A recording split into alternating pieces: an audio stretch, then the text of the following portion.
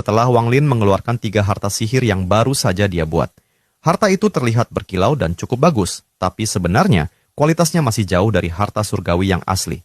Karena itu dia menyebutnya harta surgawi semu. Walaupun begitu, harta ini tetap bisa dipakai dengan energi celestial atau energi spiritual, hanya saja kekuatannya tidak sekuat harta surgawi yang sebenarnya. Bagi Wang Lin, ini sudah termasuk hasil terbaik yang bisa dia buat saat ini, karena dia memang bukan ahli dalam memurnikan harta.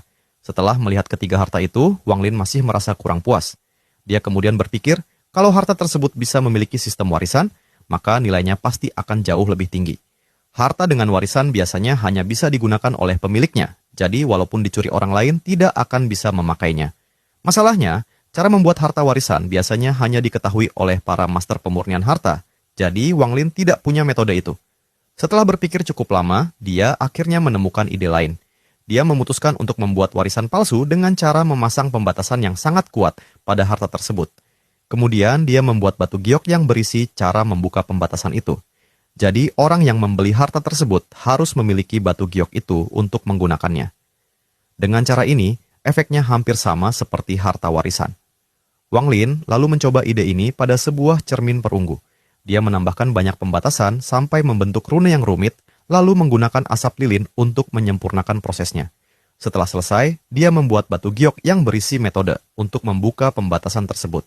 Setelah semuanya selesai, hari sudah mulai pagi.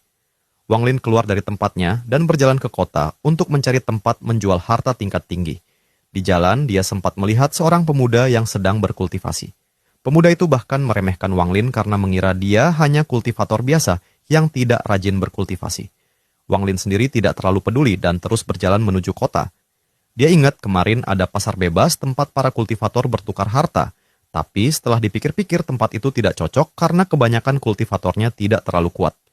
Akhirnya dia memutuskan pergi ke pavilion utuh, tempat yang terkenal menjual harta tingkat tinggi.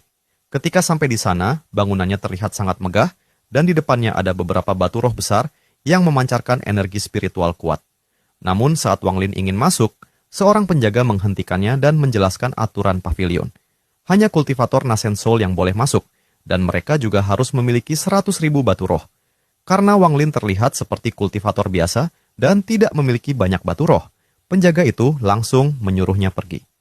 Wang Lin sempat menunjukkan sebuah pedang terbang untuk ditawarkan, tapi penjaga itu hanya melihat sekilas lalu meremehkannya, karena pedang itu terlihat seperti harta yang kualitasnya sangat biasa. Akhirnya, Wang Lin tidak mengatakan apa-apa lagi dan langsung pergi. Tapi sebelum pergi, dia sempat menatap penjaga itu. Tatapan itu membuat penjaga tersebut langsung gemetar karena merasakan tekanan yang sangat kuat, seolah-olah jiwanya hampir runtuh. Setelah Wang Lin pergi, seorang tetua dari dalam pavilion keluar dan bertanya kepada penjaga apa yang terjadi serta harta seperti apa yang barusan ingin dijual oleh kultivator tersebut.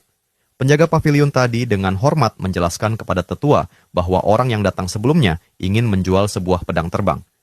Menurutnya, pedang itu terlihat sangat biasa, jadi dia tidak menganggapnya sebagai harta yang layak untuk pavilion mereka. Tetua itu sebenarnya cukup dihormati di pavilion. Walaupun sekarang kultivasinya hanya di tahap awal formasi jiwa, dulu dia pernah mencapai tahap pertengahan transformasi jiwa. Namun, karena luka lama, kultivasinya turun. Dia sempat melihat ke arah Wang Lin yang sudah berjalan pergi. Sekilas dia merasa orang itu agak familiar, tapi akhirnya dia tidak terlalu memikirkan hal itu dan kembali masuk ke pavilion. Sementara itu, Wang Lin berjalan menuju toko lain yang terlihat lebih sederhana tapi elegan, yaitu pavilion bambu hijau. Di dalam toko itu ada rak-rak kayu yang berisi berbagai harta sihir, pil, dan barang kultivasi lainnya. Seorang pemuda yang terlihat seperti sarjana sedang membaca buku kuno di sana. Ketika melihat Wang Lin masuk, pemuda itu langsung berdiri dengan ramah dan menyambutnya. Sikapnya jauh lebih sopan dibanding orang di pavilion utuh. Wang Lin langsung mengeluarkan pedang terbang yang dia buat dan bertanya apakah toko itu mau menerimanya. Awalnya pemuda itu juga mengira pedang tersebut biasa saja. Namun setelah memeriksanya dengan indera ilahi, ekspresinya langsung berubah. Dia menemukan bahwa di dalam pedang itu ada mantra yang sangat kuat. Untuk memastikan, dia mencoba memasukkan energi spiritual ke dalam pedang itu. Saat itu energi pedang yang kuat langsung muncul, dan dia merasakan dirinya seperti menyatu dengan elemen air. Dia kemudian mencoba menyerang batu roh besar di luar toko. Pedang itu dengan mudah menembus batu roh tersebut. Pemuda itu sudah cukup terkejut, Tapi kejutan yang sebenarnya datang saat dia mencoba mengaktifkan mantranya. Tiba-tiba, pedang itu menghilang dan muncul kembali jauh di depan.